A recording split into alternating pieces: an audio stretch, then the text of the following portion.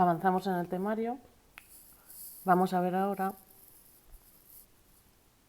que el sistema nervioso humano se divide, por un lado, en el sistema nervioso central, que está formado por el encéfalo y la médula espinal, y por el sistema nervioso periférico, que está formado por el conjunto de nervios y ganglios que se extienden por el organismo. Si nos fijamos en el esquema, por un lado tenemos el sistema nervioso central, formado por encéfalo y la médula espinal, y a su vez el encéfalo está formado por cerebro, cerebelo y bulbo raquídeo, y por el otro lado vamos a tener el sistema nervioso periférico, que está dividido en el somático y en el autónomo. Lo que vamos a ver en este PowerPoint es el sistema nervioso central. ¿De qué se encarga?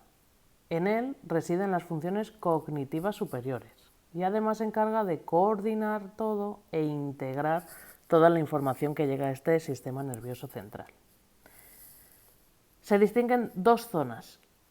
Vamos a tener la sustancia gris, que está formada por somas y dendritas de las neuronas, y por el otro lado vamos a tener la sustancia blanca, que está formado por los axones con mielina de las neuronas.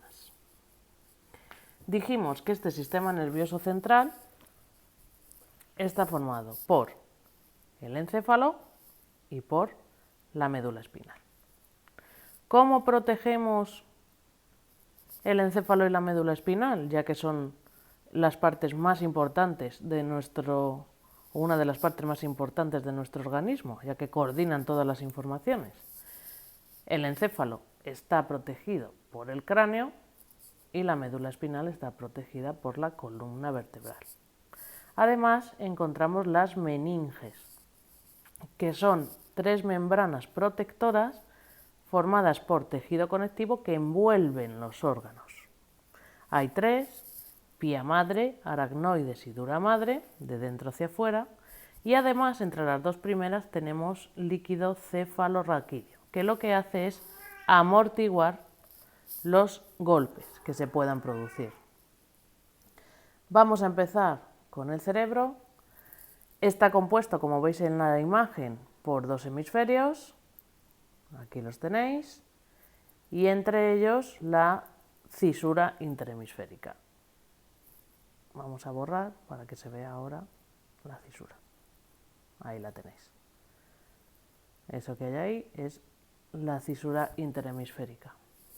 Ambos hemisferios, están o se comunican por el cuerpo calloso, que lo encontraríamos dentro. Si hubiéramos podido hacer la práctica, lo hubiéramos visto en el interior. Bueno, vamos a ver. Dentro del cerebro, el sistema límbico está formado por corteza cerebral, que es la parte moradita oscura que tenemos aquí. El tálamo, que es esta parte de aquí.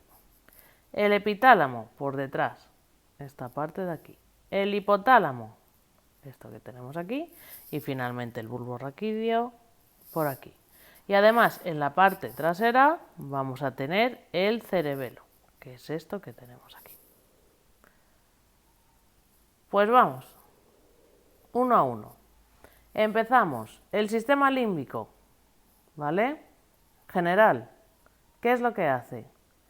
Se encarga de regular el funcionamiento del sistema endocrino y además es el responsable de emociones, sentimientos y los instintos básicos, como es el hambre, la sed y el deseo sexual.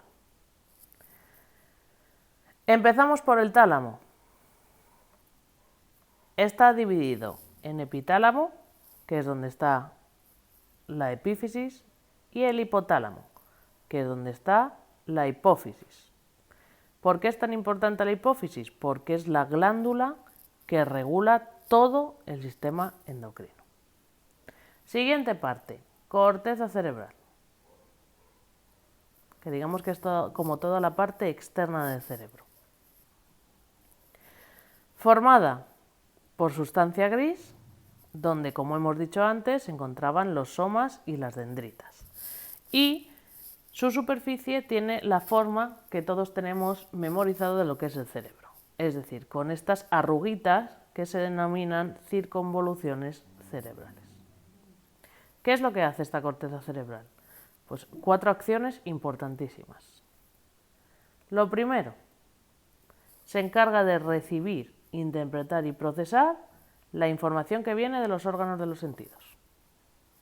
Es decir, básicamente se encarga de la función de relación, de la relación que tenemos con el medio externo e interno y de la adaptación al mismo.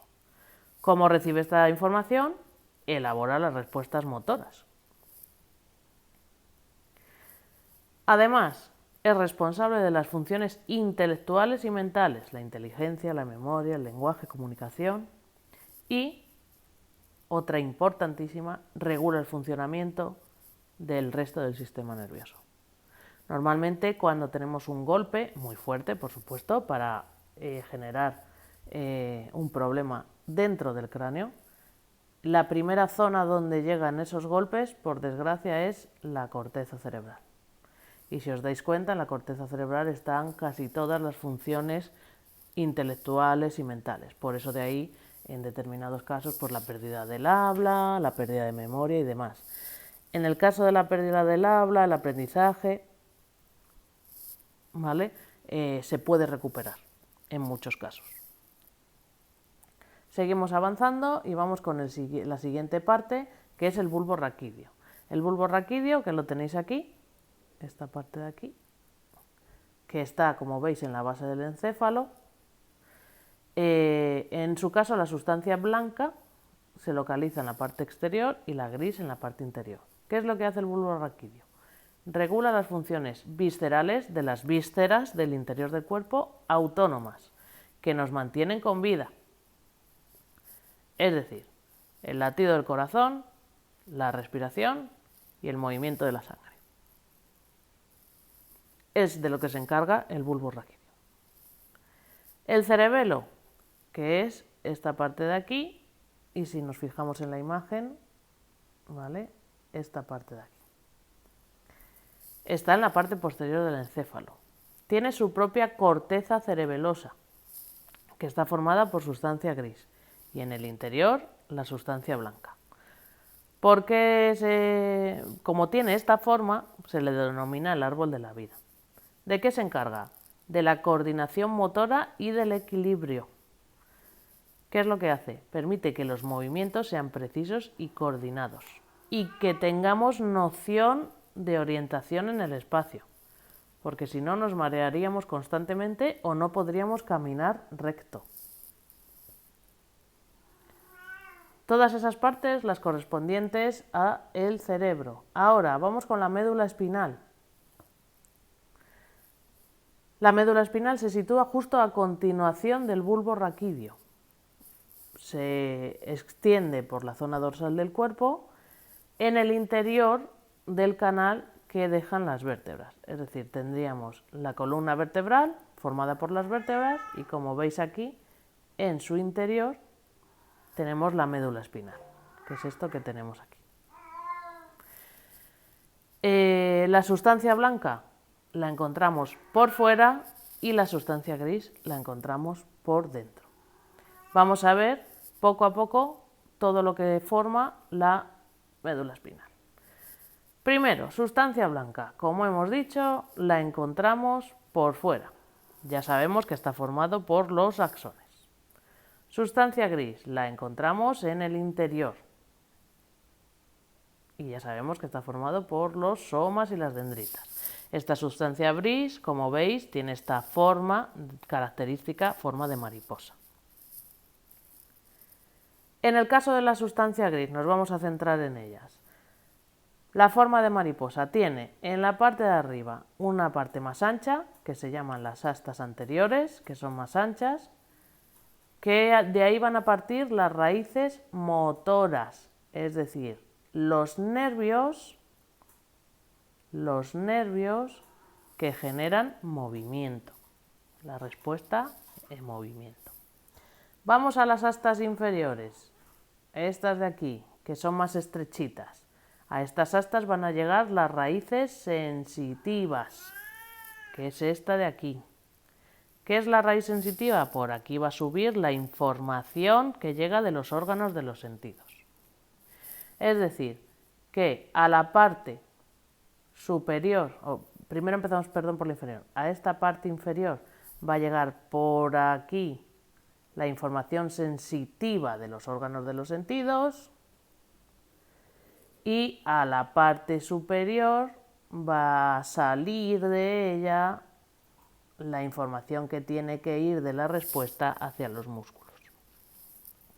Y además encontramos el epéndimo, que es este canal que tenemos aquí, que está lleno de líquido cefalorraquídeo que recorre la médula espinal. ¿Cuáles son las funciones de esta médula espinal? Tiene una función conductora, es decir, lleva la información desde los órganos de los sentidos hasta el encéfalo genera una respuesta y la médula espinal se encarga de llevar esa respuesta desde el encéfalo hasta los órganos efectores, hasta los órganos motores, el que sea, las piernas, las manos, los ojos, el estómago. Y tiene una función refleja. ¿Qué significa una función refleja? Que elabora respuestas involuntarias que se realizan de forma automática ante situaciones de peligro. Es decir, que la información ante situaciones de peligro no va hasta el cerebro genera una respuesta y luego tiene que bajar hasta los órganos motores, sino que la propia médula espinal genera esa respuesta. ¿Para qué? Pues si estamos en una situación de peligro, esa respuesta tiene que ser muy rápida.